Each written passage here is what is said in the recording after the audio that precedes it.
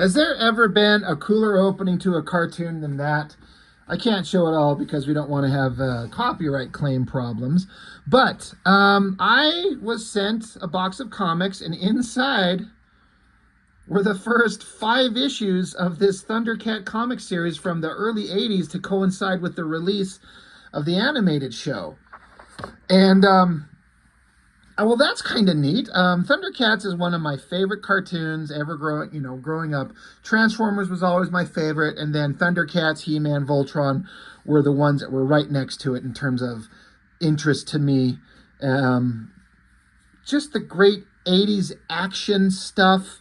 All these, again, like Transformers, Thundercats, He-Man, Voltron, they're kind of like superheroes, really. I mean, aren't they all? Fantasy characters, superheroes, mythological sci-fi fantasy beings of good guys fighting evil. Like, what a great concept for a kid. I love growing up with that kind of entertainment for a child. I appreciate it so much. I see the stuff that my kids are into these days. Good Lord, I don't know what the hell it is where everything seemed to go wrong. But Thundercats. This is from, I think it's 85. Let me check. December of 1985. So I was 8 years old. Like, my youngest son is a year older than I was when this was coming out. I'm pretty sure that's the same year the cartoon came out. So I was at my youngest son's age when I was exposed to the cartoon.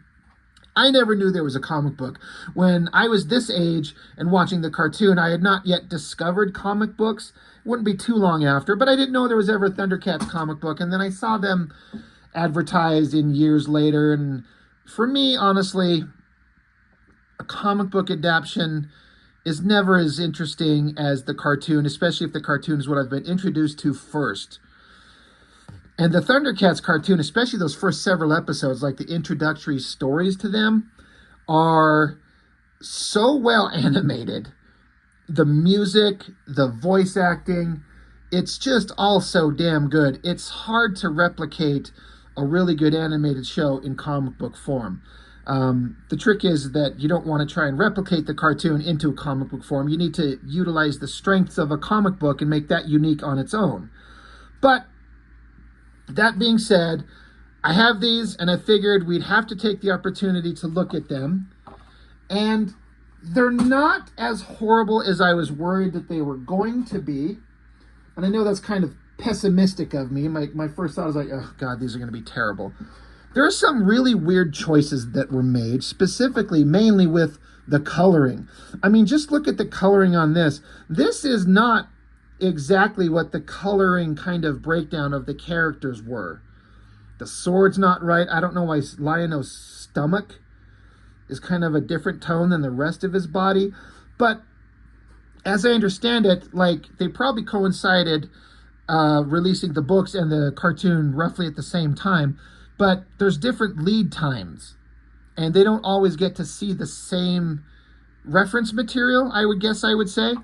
So they get the designs right, like the costumes are all correct, but the color is weird, and it stays weird in the book very often. They made some choices that I'm really kind of surprised at. Like, why did you color it this way? It's really weird. It makes it interesting, but it's kind of odd. And also, there's a Thundercats Kickstarter going on right now, collecting up I don't know how many issues of this exact material. It's kind of interesting. It's not enough that I want to kind of spend money to get a Thundercats collection from Kickstarter, but I appreciate that they're doing it. And from what I remember seeing, that the Thundercats thing was, the Kickstarter was being very successful. So I'm glad to hear that. So, as with the case with this first issue, it's not the case with any of the following books. I got issues, 2, 3, 4, 5. Issue 1 here follows the basic plot line of the animated show pretty closely. So they must have gotten notes or scripts or direction of something to have it follow the cartoon pretty accurately. So that's kind of neat, but there's some differences, and that's to be expected. But after issue 1, the comic goes off in its own directions, creating some interesting ideas. But we'll get to it. Basically, it starts out, the way that the animated show started out, I mean, the guy who's nitpicky in me, the space vehicles are not the same in the comic as they are in the cartoon. You know, whatever, right? But basically, the population of Thundera are leaving their dying world. And so we got all these ships taking off and leaving. So that's how the cartoon started. And so here we get old newsprint. I've talked about how this stuff can look really, really good, like it's perfectly amazing as it is, or sometimes it can look really bad, really weird. This falls... It looks good, but again, the color choices are so odd. It's kind of weird. Some really bright yellows and stuff like it. Seems like yellows and reds are very prominent things that are put out there. I don't want to skip on the creatives. David Michelini, I don't know if that's how you pronounce his name, but very aware of him. Jim Mooney on pencils and Brett Breeding on inks. The name Jim Mooney is not extremely familiar. It sounds vaguely familiar to me. I believe he is not with us anymore. I believe he's passed. I think the inker is still around. The art is actually pretty solid in terms of a guy who knows how to draw proper perspectives, backgrounds, figure drawings. Like, it's all really well done. It's just... You know, I'm so used to looking at comics for visual excitement, and everything's like small panel, medium, mid-range shots. But that's just old classic comic book styling. That's just how these old things were done. And no one gave a shit. Like a kid me would not care. Adult me, who's looking at this and draws my own books and have been looking at tons of comics from my channel, I tend to like, God, make it a little bit more visually exciting. So I'm probably kind of setting myself up for failure, or disappointment rather. It is interesting. One of the things that kind of was like a weird kind of concept in the original animated show, and it kind of holds true here, is the Thundercats are standing around sort of like they're naked. I mean, they do put lines on like Chitara here. She's got a little frumpy dumper kind of booty short thing on here, but there's nothing on her top. Now, they don't draw her with nipples or anything like that, because of course they're not. But you think that they would draw some kind of line work to indicate that there's some kind of clothing on her, because it's pretty obvious, like she's got spots on her all the way down. So she either has something covering her, or she is naked but has no definition in her boobs. It's just one of those things. You're like, is Tigress standing here butt naked? Panther's back there with some shorts on. The kids both look like they have some kind of like pants on, but nothing on their top. But there's no line art defining where the lines for the clothing for their bottoms end or start here, but it doesn't show where they end. Lion-O, little kid Lion-O getting out of bed, looks like he's butt naked. Just walk around naked except with some shoes on. So it's a really weird thing. It doesn't really bother me. It's just one of the things, like, just forget it. Like, who cares? But basically the plot is they're witnessing that their planet is going to die. It's going to explode. And so they have to escape and leave. And they're not sure. Excuse me. They're not sure what their future is going to hold. But they're like, well, what about Lion-O, our future leader? He needs to see what's going on so he understands. And they're worried, like, well, he's just a kid. Do we need to burden him with this? And they're like, well, if he's going to rule, he must learn to take bad news as well as the good news. He's got to see the reality for what it is. And they're like, okay, that's fair. So they go and wake him up. You got stupid Snarf ready to punch somebody in the face for waking him up. But Lion-O joins the crew, and Jaga, their wise old leader, and he makes them like, hey, look, see that planet? How it just exploded? That was our home. That's the only home you've ever known. It's gone. But you are the Lord of the Thundercats. We are with you. We will teach you the skills that you'll need in life as we find out somewhere for our culture to continue. So then he opens up the magical wall, and there's a bunch of clothing and weapons and shit. So he just magically waves his hand, which is kind of how they did it in the show. He kind of picked up these glowing folds of stuff and just kind of threw it on them. And then suddenly they all have clothes. But now you can see clothing giving definite definition to covering their what was once theoretically naked bodies. So, geez, they even, did I miss that part? Hold on. Hold up. Oh, shit, I accidentally skipped a page. I was going to say something went wrong here. Yeah, after they see the explosion of the planet and they tell them that we're going to teach you everything you need to know, he takes them into the other room and shows them the sword of omens, and embedded into the hilt is the source of their power, the Eye of Thundera, which is an interesting idea, but it's such a huge power crutch. Like, this is the source of their power, their abilities, their life force, and it's all contained into this one single little object. What happens if it gets destroyed? Does everyone die? Because that's what they've implied before. What the fuck? Sorry, I'm looking at this toothpaste tube. Looks like a fucking giant toothpaste dick. Seriously, look at that. Does it look like a fucking wiener? Like a vibrator or a condom or something? Somebody needs to rethink their Crest pump. Jesus Christ. Anyway, but they showed the kid that he's got the Sword of Omens. Then they throw the clothes on everybody. So now everyone's dressed. Then the ship gets rocked, and they're like, oh shit, we're under attack.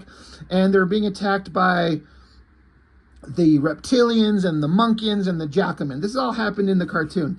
And in this armada of fleeing refugee ships from Thundera, it basically ends up, the only one left is, of course, the ship with all the lead characters on it, and all the villainous creatures from the cartoon show up. And all these designs are well drawn. I mean, I kept being kind of shocked at, like, this guy's a really good artist. It's just, I'm used to a different kind of page layout, a more 90s exciting aesthetic on the page layouts. Like, look how tiny these little shots of every character is.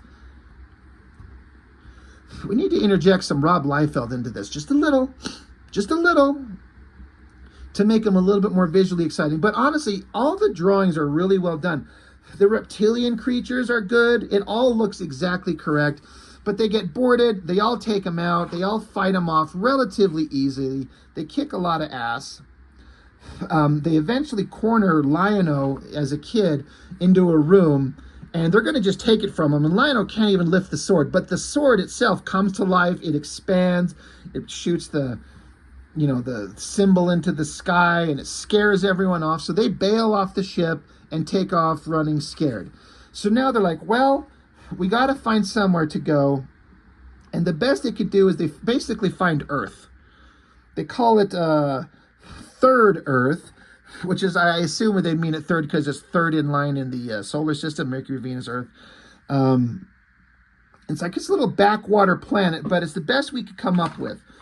So as happened in the cartoon, Jaga, the leader, says, all right, well, you all need to get into the suspension capsules where it slows down aging, but he has to stay up and pilot the ships. And they're like, well, this sucks. What are you going to do? And he's like, I have to do this because the ships can't make it on their own. It needs a human pilot for as long as we can. So it does do something in here that wasn't really explained in the cartoon, where everyone's locked away. And it says months pass, months that crawl into years, as the wise and courageous Jaga pilots the Thundercat craft on a true course, making adjustments, keeping logs, fighting loneliness, until at last the blue pearl of Third Earth appears on the telescreens, appears and swells larger as the long voyage nears completion. It is an ending that the loyal Jaga will never see. So they basically imply that for years and years, their leader was by himself, and making notes, doing research, but he's just by himself for years while the rest of them are in suspended animation. And at the end, it's like he pushes a thing on his wrist gauntlet here, and he just dissolves into nothingness. He just fades away like Obi-Wan Kenobi. So in the cartoon, he said he'd have to stay awake, but then basically it just faded to the next scene where he's just sitting in a chair and he's ancient, and he's like, I've gone as far as I can. It's up to the automatic pilot to make it to the end for the last part of the journey. So it's basically the same. And as happened in the cartoon, there are these landing beams to balance the ship as it lowers, but one of the beams fails. The ship tumbles, crashes, rips open, spreads everyone out, and they all get out. Now, Lion-O has magically grown up, maintained his muscle mass. He's a big, strong guy. And right at that exact moment, the enemies that were chasing them just happened to show up right behind them and land right now, right in this exact moment. It's a little bit kind of, well, isn't that convenient, but whatever. The rest of the Thundercats are still knocked out. The bad guys are going to start killing people. So Lion-O goes charging into battle, starts fighting him off. Snarf has to throw him the sword, and the ghost of Jaga shows up and is like, remember, I'll always be with you, but it is the destiny you hold in your hand. Remember that the Eye of Thundera is the source of our power. So he does the whole Thundercats ho thing, blasted into the sky, and the rest of the Thundercats pop up from their suspension capsules, kick monkey, lizard, jackalman asses, sending them running. And they're like, awesome, we have survived, we are alive. Lion-O has grown up to a strong figure of a man. This will be our new home. Let's just see what we're going to do from here. And then meanwhile, the bad guys who, jumped off into their jet, their spaceship again, and took off like a bunch of cowards for the second time in the book.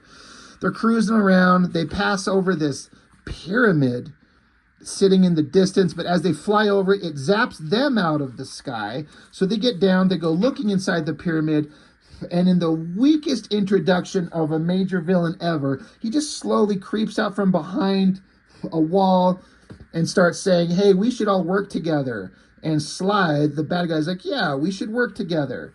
So bad guys are joining forces to fight the Thundercats. Like the weakest introduction to Mum-Ra ever possible.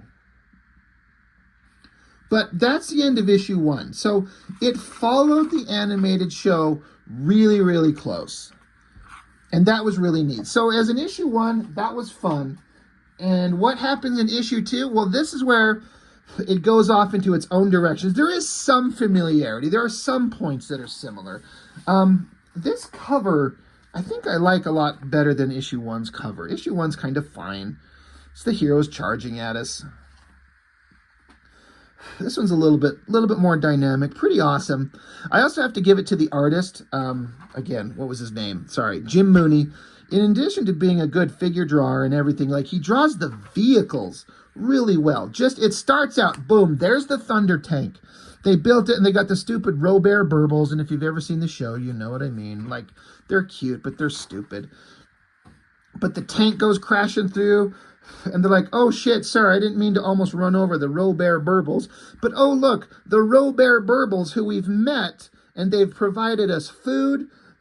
It's literally called burble fruit from the Robert Burbles. They're robots, but they make fruit. Do the robot bears eat food? I don't know.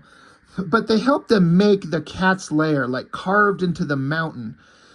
It's structurally similar, but very different from the one in the cartoon. I think the one in the cartoon is a little bit better. But this is still pretty badass. I like how it looks like the paws of the cat's lair are offset. One's closer and one's farther back. In the original cartoon, they're symmetrical, right by each other. They both can lift up, and that's where like vehicles would come out. Or am I misreading this? I thought this was the paw, but maybe the paws are just these things up here on the top. And these are just rock formations coming down. Maybe that's what. Maybe I just figured it out. Maybe that's how it is. That's the symmetrical part. But it looked to me like this was like these are its giant paws coming down. Anyway, not to get distracted. But again, interesting color choices in the sky. These strong colors. I don't mind them. I mean, again, that is a really good drawing. Like a really solid drawing. The characters all look correct. It's just everything's just small, mid-range shots. They're just small characters. Make the characters larger than life. Make them bigger. That's about as close as you're ever going to get. Lion-O's chopping at things, he's still a kid in an adult body. That was like one of the main thrusts of the story as they started, is that Lion-O is still basically a kid, but given leadership, and he's in an adult body, so he has to learn. So there's a lot of learning that has to happen as he has to grow and mature. That's a hell of a painting for He-Man. You know I'm a fan of that. Power off. Sorry, my speaker just shut off. But anyway, while they're talking and interacting, we see that the bad guys, the reptilians and the monkeys and the jackamans, built Castle Plundar, another giant evil castle with like bat wings and this head. And remember, I don't know if they show it in the comic, but in the cartoon, these giant wings could fold together as if like a protective covering to protect the castle, which was a pretty neat idea. Again, drawings are pretty freaking cool. There's She-Ra. But then part of the story is how the villains, the reptilians, the mutants is what they would call them. Just instead of calling reptilians and monkeys and jackamans and vultures, they're just the evil mutants. But they enslaved these creatures on Thundera and are really horrible to them. So, you know, Lion-O gets kind of a sense something's, you know, setting off his senses. The sword's going off. So they got to figure out, like, something's wrong. Lion-O kind of falls ill. Something's kind of weird. They don't understand it. They're like, did he eat some poisonous berries? It says the burbles, like, those berries are poisonous. They cause a fever for which even we burbles have no cure. Either the victim fights off the fever on his own, or by the sunrise of the next day, he dies. So Lion-O could die because he ate some fruit because he's stupid. Oh, God, my God, look at all these cartoons. The GoBots. I'm sorry, but they sucked. It was, compared to the Transformers, it's not even close. The evil mutants are together, and they're talking some shit to Mum-Ra, because like, you've helped us while we've been here, but you've done nothing to help destroy the Thundercats. So Mum-Ra gets pissed, and he's like, all right, you don't believe me? You don't think that I'm powerful and awesome? So he does his transformation. Ancient experience of evil transformed this decayed form into half a panel of Mum-Ra, the ever-living. It's an okay drawing. It could have been done better. But again, to a 7-year-old kid, that probably was pretty badass.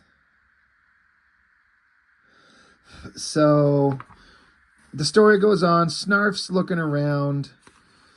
He's looking for a cure. Finds one of Lionel's little stuffed bears.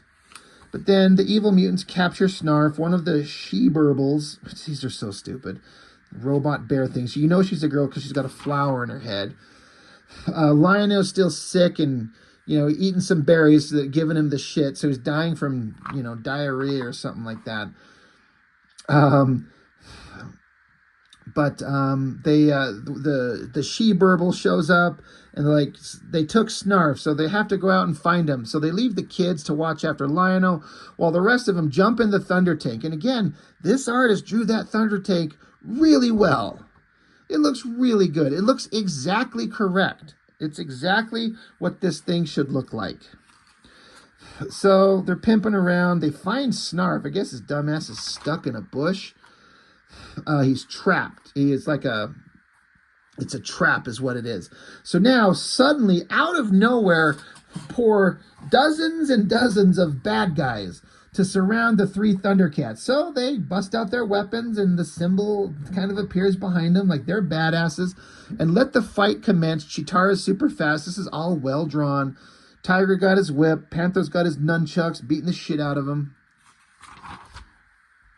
And eventually, Jaga, as a ghost, appears to Lion-O and is like, you just have to push aside your own personal discomfort. You're not a child.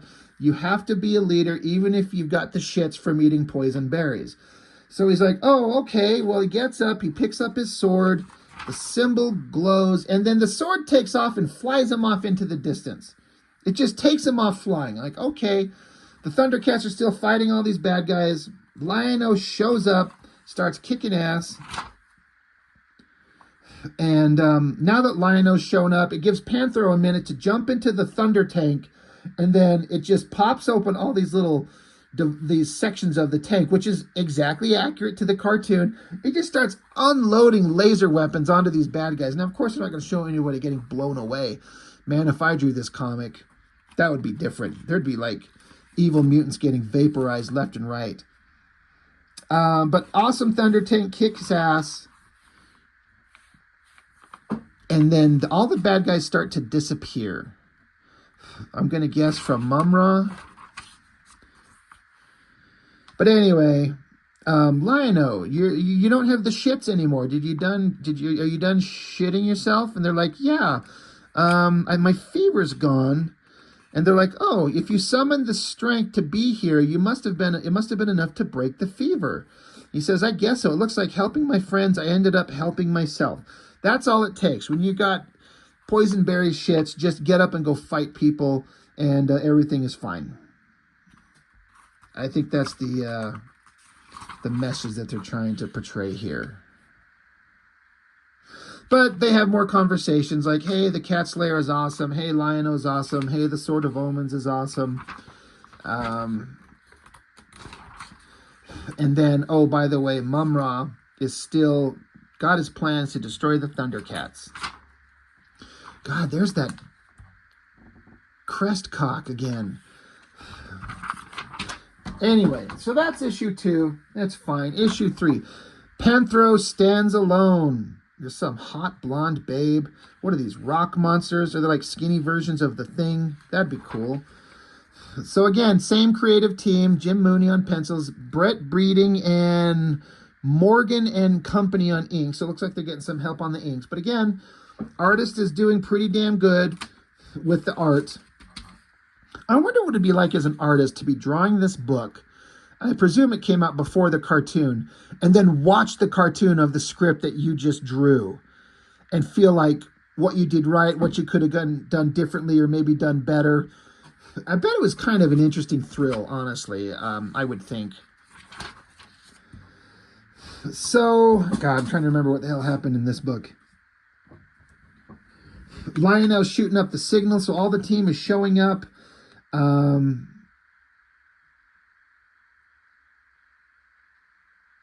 Let's see. He basically uses the sword for not an emergency. And all the team shows up like, oh my God, what's going on? He's like, oh, nothing. I just thought I could use the sword to call all of you to help me do this thing. And they're like, dude, you can't use the sword as like a signal just to call people just for nothing important. Like, you got this. So it's basically a lesson to show that Lion-O still needs to grow up. He's like, you're right. I'm sorry. I wasn't thinking.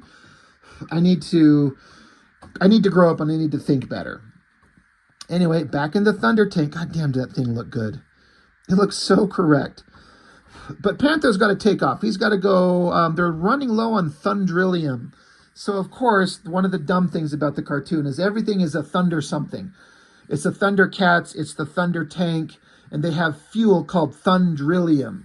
It gets kind of stupid after a while, but it is what it is. But they're running low on Thundrillium that powers the lair, so Panther's like, I can go get a stock of it from the quarry that's nearby. So he hops in his giant pickup truck, and he's running low on gas. He's only got 1/8 of a tank or some shit. He's like, that's fine. I got enough. I can make it to the gas station, get some unleaded Thundrillium, and then fuel up while I'm there. So he takes off, looking around, and then he hears a screaming sound, and there's some hot, blonde, sexy babe being surrounded by rockmen. They literally say.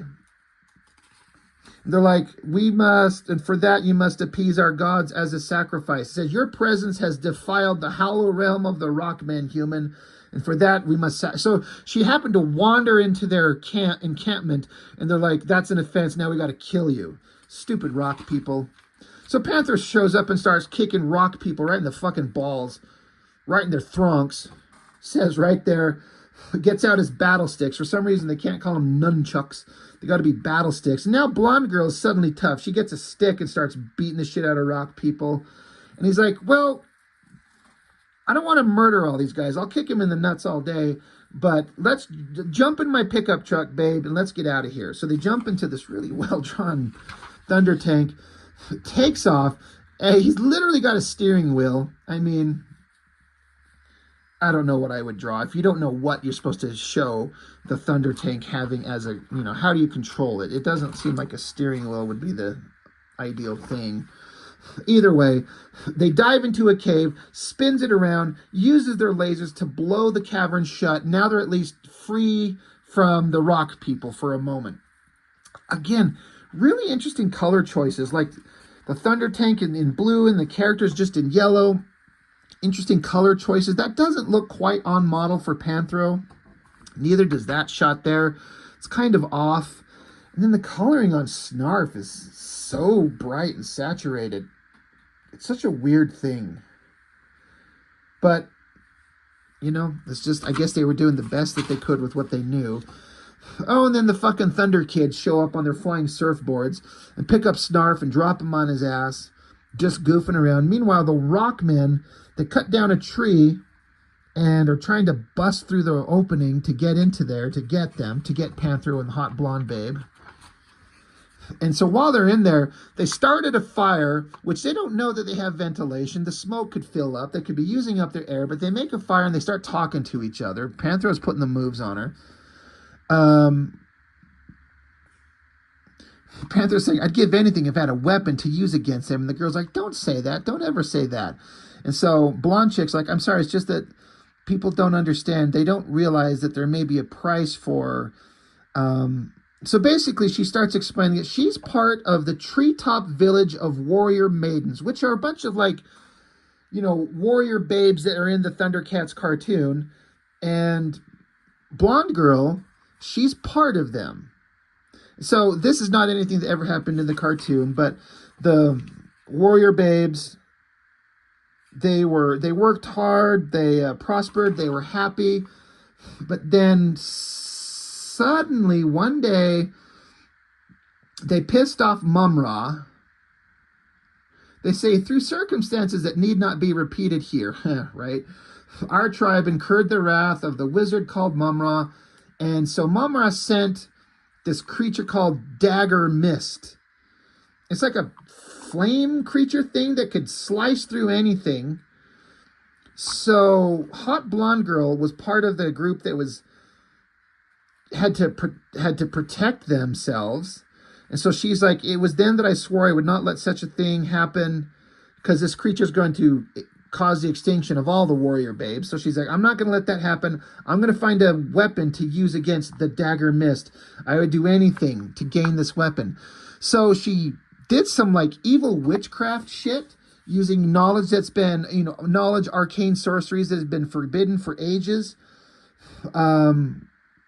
We have been warned forever against using these magics, but she did it anyway to protect her people. So now she's got magic glowing hands. And so the evil Mumra thing, Dagger Mist, comes flying at him. So she blasts at it and kills it. She wins. Okay, good for her. I feel like there's a moral of a story going to happen here. But so they're all celebrating her. They lifted her up into the air. They're like, you're a badass. You saved us. But then she does like an accidental energy burst, shooting a part of a tree, and it almost fell and killed Willa, the tribal leader. So they're like, you know, if you can't control these powers, you're just as dangerous as anything else. So they kicked her out of their little treetop lesbian village people thing. Sent her off onto her way, and then she runs into the rock people, which brings us up to current time with Panthro. And he's like, damn, baby. He's like, bitch, that sounds like a tough situation. You want to get down with Panthro? He'll make you forget all your woes. And then, oh, luckily for them, the rock started falling apart, so she's saved from Panthro's little advances. Lion-O, his sword. This is where they show him doing the sight beyond sight. This is kind of an interesting way of showing it. He says sight beyond sight, and then you can see how the sword... it's showing him something else that's going on elsewhere. It gives him like the ability to see other times and places. So it's a neat advantage from the sword. So Lion-O, he's like, shit, I gotta go help Panthro. He needs help banging the hot blonde girl. So he takes off, gets trapped in some vines or something, drops his sword like a dummy. So now back with Panthro, he's doing some work under the hood of his big old Thunder Tank pickup truck. And he's like, let's see, I've been tinkering with the engine. See these gadgets? I've jerry-rigged the tank's fuel mechanism to act as a power converter. If my theory works, blah, blah, blah, blah, blah, blah, blah, blah. Basically, he's rigging the tank to help them get away. And she says, what you're doing is too dangerous. This might kill you. you know, because she's nervous about having special weapons like she had. And Panther's like, no, come on.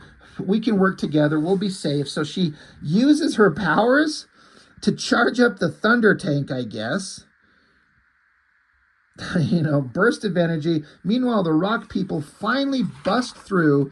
But oh my gosh, the Thunder Tank's powered up. So now he just fucking runs them over. Just plows over them. Opens up all the Thunder Tank shits and just starts blowing people away. And he's like, yeah, I'm a badass, babe. I'm the coolest guy you've ever met. This Thunder Tank is the coolest vehicle you've ever seen. And it kind of is. So they're taking off. They're leaving. And I guess she used up all her power fueling up the Thunder Tank. So now she doesn't have her powers anymore. So now she's not a danger. Meanwhile, stupid Lion-O's trapped under the vines. He's trying to get to his stupid sword. It finally gets to his hand. And then he sees that Panthro freed himself. Because Lion-O was in too much of a hurry to go help, that he wasn't thinking, he wasn't cautious. He got trapped up in these vines. And I guess the message is that Panthro can take care of himself, but what if they couldn't take care of themselves? Lion-O wasn't cautious enough. Again, the youthful exuberance of the character takes off, got stuck, and because he wasn't careful, people could have died. So again, he has to have a lesson to learn here. Meanwhile, hot blonde babe gets to come back to the treetop lesbian girls. Panther's trying to throw down the pimp shit on the babes, and they're kind of into it. They're like, you've got parts we've never seen before. They give him a freaking, probably a date rape drug pill here. She says, come back and use it on me sometime. And he's like, okay, all right, I'm just kidding, guys. That's not funny. Or is it? Meanwhile, Lion-O's just thinking to himself, is like, I could have been there. I should have been there to save them, but I screwed up. So Jaga's ghost shows up and gives him a lesson, teaches him, like, yeah, you're still growing. You're still learning. But then suddenly, somehow, the ghost of Jaga is pulled away against his will. And it's like, oh, shit. So it's kind of like a, what's the word? Something where the word is just escaping my brain here.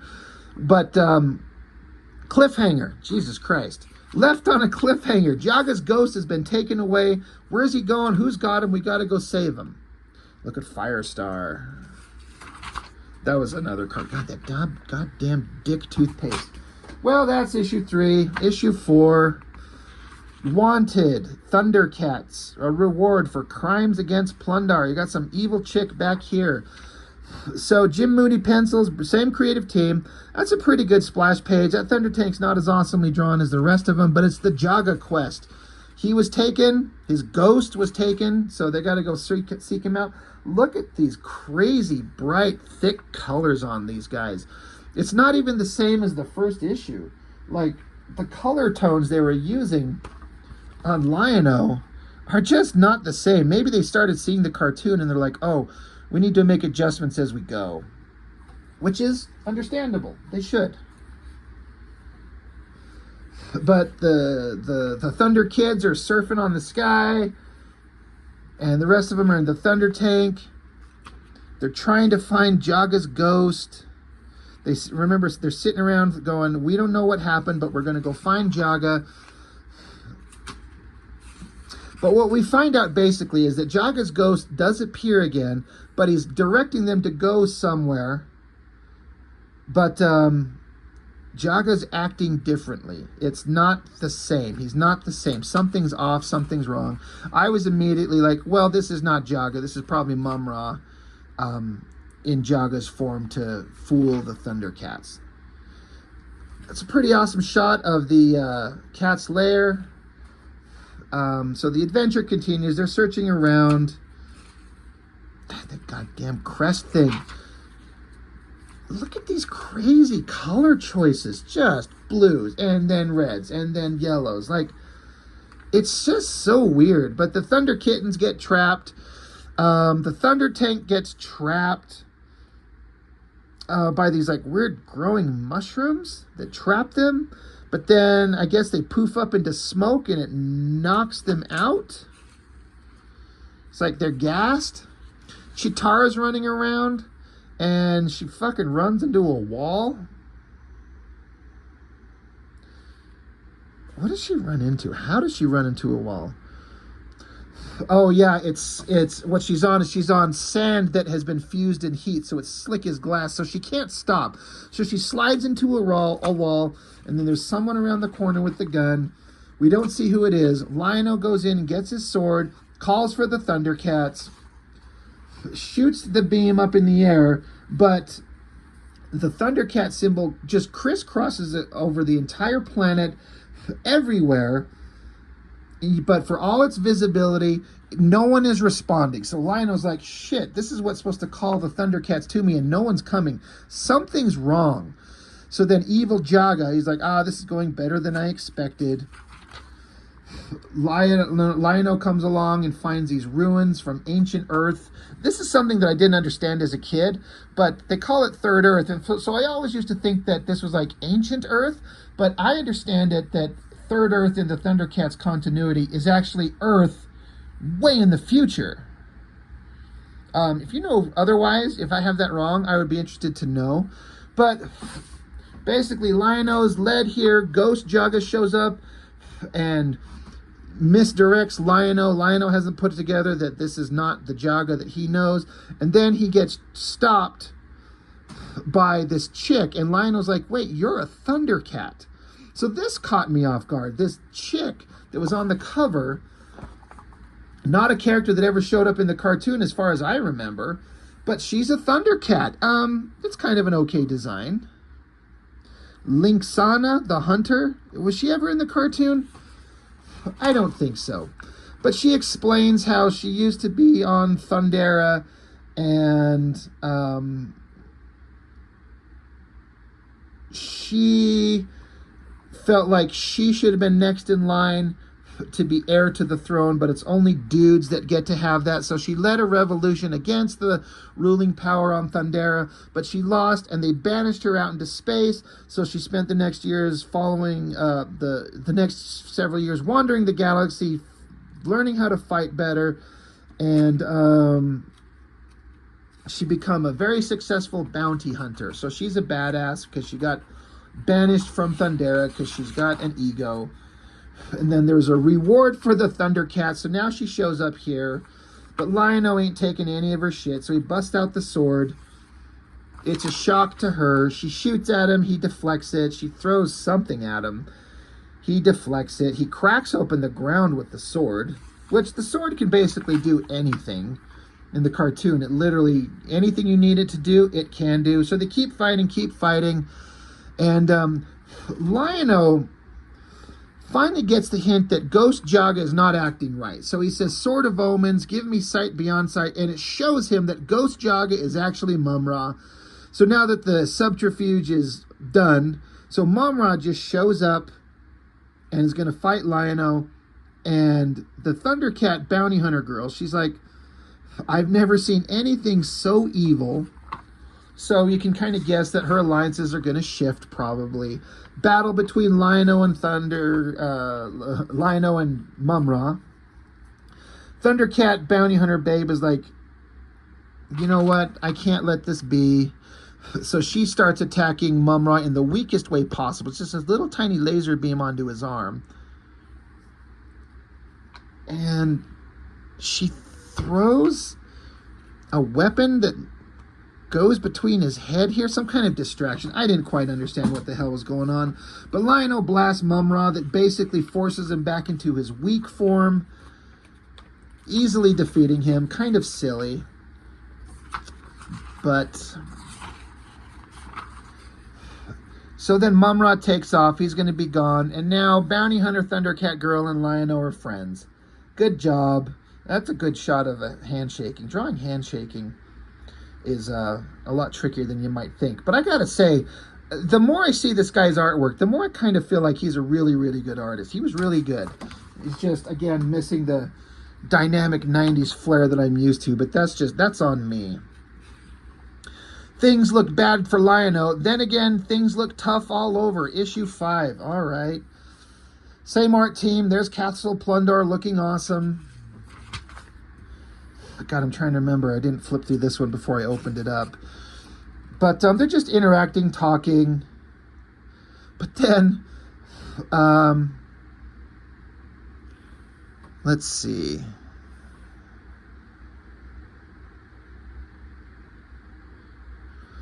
She wants the Sword of Omens.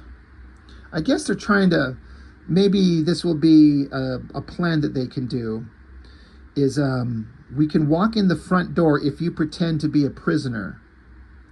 And he's like, I don't know, how do we do that? She's like, well, they'll believe it if you give me your sword. That way they'll believe that you're my prisoner. He's like, well, I don't know, but I guess I can't trust you until I do it. So he gives up his sword and she shoots him in the back. You back shooting bitch. So she takes him inside to Slithe and Jackalman and Monkeyin. And she's like, yeah, I brought him in, so you're going to pay me. She's not going to give up the sword before she gets paid. And they're like, oh yeah, pay her. So I guess they hand over some cash. And so she hands over the sword.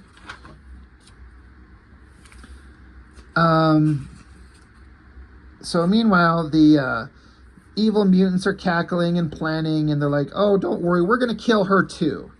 So, of course, bad guys are doing bad, evil things and always fucks them over in the worst ways possible. Speaking of being fucked in the worst way possible, I don't know what's going on with Lion-O here. I understand they have to have him in this, like, force field thing, keeping him kind of immobilized. But he's trapped. They got the Sword of Omens there, but the door opens. You know who it is. It's the Linksana bounty hunter chick. She shows up. She takes the sword. She holds it. And just holding the sword of her culture and her past that she's supposed to be part of, you get the idea that she's going to use the sword and kill Lion-O. But she smashes the device trapping him and frees him and is basically like, you know what? I'm stupid. I screwed up. Here's your sword. Let's get out of here. You know, I made a mistake. And Lion-O's like, you're still kind of a bitch. I should kick you in your cunt, but I'm not going to. So, all the other Thundercats are trapped. So they got to go in there and free them all. So they beat the shit out of some lizard creatures. They free Tigra. They free Panthro. Yeah, just a couple pages of them freeing the other Thundercats that were trapped from the last issue. Just fight, beat them up, beat the shit out of the bad guys. You know, the thing about the Thundercats, they were always kind of like the biggest badasses ever. Like, none of these other creatures were ever really any kind of a threat to them, even one-on-one. But then combined together, they're all just super badasses. So Lion-O, he finally runs into a room, and he's like, there's the Thundercat Ho. There's Cheetara. She's free, so now she can zip around real fast, free everybody. They're jumping on, like, flying motorcycles, blasting things. Panthro's having a good time. Kicking the shit out of everybody. The Thundercats are all together. Just trying to get to the end of this thing. Even Snarf is kind of being useful somehow. Not being completely a waste of space. Lion-O goes leaping at Linksana, the bounty hunter girl. She thinks that he's actually going to attack her, but he saves her from attack from behind. So she's like, that is awesome. I didn't see that guy behind me. I'll let you get behind me later. It'll be awesome. Awesome. Panther shows up in his fucking badass pickup truck, smashes through a wall. Everyone jumps in the Thunder Tank. They go peeling out of there. And Slithe, the bad guy, he's like, never trust a Thundercat. Like, they trusted the bounty hunter Thundercat girl, but she basically betrayed everybody at some point in this story. And they're like, you should join us, Linksana. And she's like, I agreed to help you free the Thundercats, but fighting a song alongside you, fight as one of you, that's a little bit too much to ask. And then, of course, Mumra shows up as a big ghost thing, and he yells at them and screams at them, and I guess he blasts at Castle Plundar, blowing it up. Holy shit, that would basically kill everybody. And they're like, how do we fight someone this powerful? And they're like, you can't. So this is the last issue of these that I have, and it was kind of an interesting thing. This would have been interesting to see in the cartoon if Mumra just showed up and vaporized Castle Plundar because he's pissed at them, and theoretically they're all dead. And like, what do we do now? So anyway, that's 5 issues of the original Thundercats series. Kind of fun. Artistically better than I ever thought that I would actually kind of think it would be. The guy's a really talented artist. It's, you know, it's not my favorite thing in the world, the comic version of the characters. The cartoon is, but it's a pretty well put together series, I'd have to say. There's good moral lessons that are meant for kids. Artwork's pretty good. So, not bad. Overall, not a bad thing. So, yeah, Thundercats. Issues 1 through 5, kind of fun. I guess that's all I've got for now. I appreciate it, as always. Thanks for watching, and I'll see you next time.